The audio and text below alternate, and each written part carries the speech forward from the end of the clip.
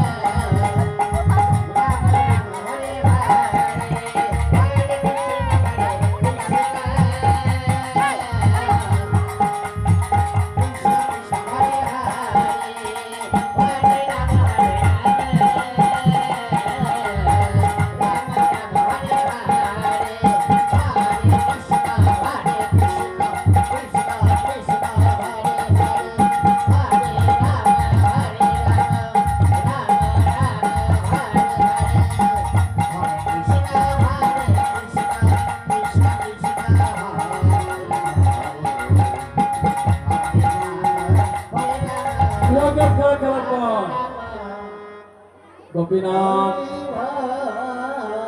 মন্দিরে গেছে আছে। গোরাচাঁদ কি করলেন?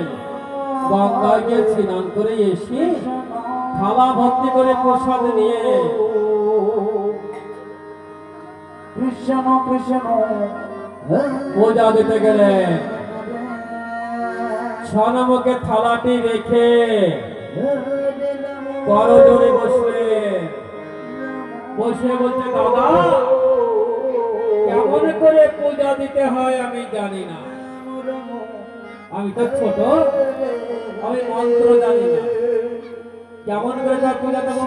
তো তুমি এক কাজ করো, তুমি তোমার দাদা, তুমি নিজের পূজা নিজেই গ্রহণ করো, গ্রহণ করে প্রসাদ খেয়ে আমায়